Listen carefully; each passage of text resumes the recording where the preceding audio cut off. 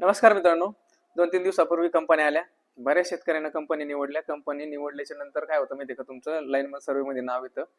नाव आल्याच्या नंतर काय होतं माहिती आहे का, बरेच शेतकरी गोंधळात पडते की नेमकं आता आम्ही काय करायचं. तुम्हाला काही करायची गरज नाही मित्रांनो. लाईनमन सर्व्हे केल्याच्या नंतर तुमची वर्क ऑर्डर येते. वर्क ऑर्डर आल्याच्या नंतर तुम्हाला कंपनीवाले काय करते माहिती आहे का, कॉल करते. ज्यावेळेस तुम्हाला ते पंप देणार असेल त्यावेळेस तुम्हाला ते पहिला प्रश्न विचारते, तुमचं बोरवरलं मटेरियल आहे का विहिरीवरलं आहे. तुम्ही ज्याच्यासाठी फॉर्म भरला होता ते सांगायचं मित्रांनो, विहीर असो किंवा बोर.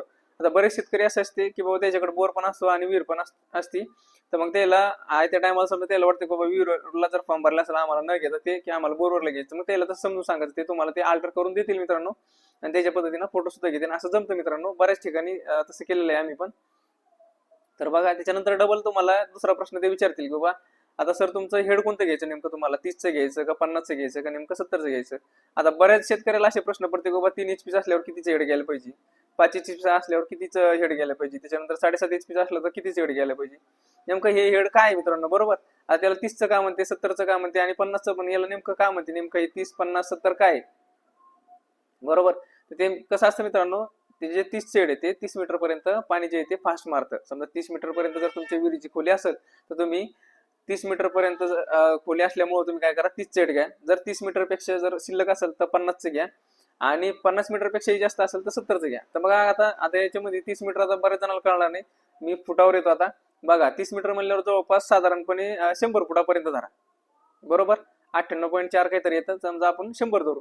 100 मीटर पर्यंत जर समजा तुमची खोली असेल मित्रांनो विहिरीची, तर तुम्ही काय करायचं माहितीये का, तुमचं 3चा असो, 5चा असो किंवा 7.5चा असो, तुम्ही 30चं हेड घ्यायचं मित्रांनो. म्हणजे तुमचं जे सोलार ते चांगलं पाणी मारेल. आणि आपल्याकडून जर समजा बऱ्याच शेतकऱ्याला काय वाटतं माहितीये का, 30चं जर हेड घेतलं तर त्याच्यापेक्षा जर 30चं म्हणल्यावर मोठं घेऊ आपण, जाऊ द्या 50चं घेऊ, जास्त चांगलं पाणी मारेल. तसं काय नसतं मित्रांनो. ते खोलीवर डिपेंड असतं. खोलीनुसार आपल्याला हेड घ्यावं लागत असतं. तुमचं जे सोलार आहे ते 3चा असो, 5चा असो किंवा 7.5चा असो, खोलीनुसार आपल्याला मीटर निवडावं लागतं. तर मग बोरवालीचं काय माहिती का, जर तुमचं 170 फुटापर्यंत, 100 पासून ते 170 फुटापर्यंत जर तुमच्या बोरला चांगलं पाणी असेल तर तुम्ही 50चं हेड घ्या मित्रांनो. 50चं जर हेड घेतलं तर म्हणजे काय माहिती का, तुम्हाला चांगलं पाणी येईल आणि पाण्याचा दाब पण चांगलं राहील, प्रेशर पण चांगलं राहील. म्हणजे तुमचं सोलार पण तुम्ही काय म्हणता बाबा सोलार चांगले.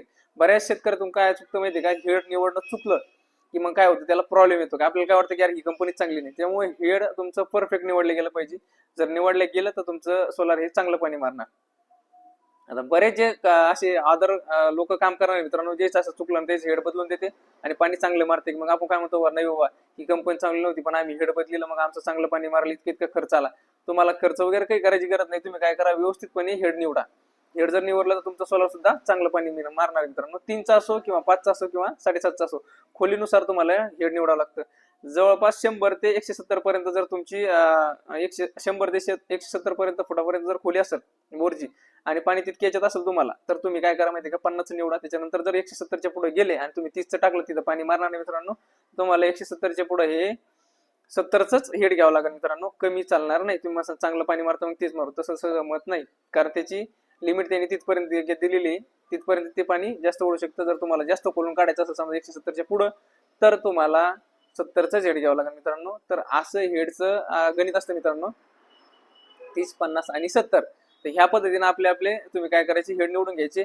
बाकी तुमचं 3 HP असो, 5 HP असो किंवा 7.5 असो.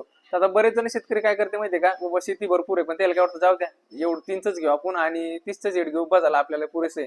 परंतु जर बोर असेल मित्रांनो, तर मग तुम्हाला काय माहितीये का, बोरवर जर घ्यायचं असेल आणि 3 HP असेल तर काय माहितीये का, तुम्हाला 70चं हेड घ्यावं लागतं. मग तिथं पाणी जास्त मारित नाही. आणि तुमच्याकडे क्षेत्र जर जास्त असेल तर तुम्ही काय करा माहिती का, 5 HP घ्या आणि हेड 70 जर असलं तर थोडंफार त्याच्यापेक्षा जास्त पाणी भरा, कारण पाट्या जास्त वाढत्या, व्होल्टेज वाढतं, मग तुम्हाला पाणी चांगलं मारेल मित्रांनो. तर त्या पद्धतीनं आपापल्या पद्धतीने व्यवस्थित आता तुम्हाला जसं पाहिजे तसं तुम्ही निवडून घ्या मित्रांनो. आणि जर तुमचे काही डाऊट असेल मित्रांनो तर कमेंट करा. मी जसा वेळ मिळेल तसं कमेंटला उत्तर देईन मित्रांनो. धन्यवाद.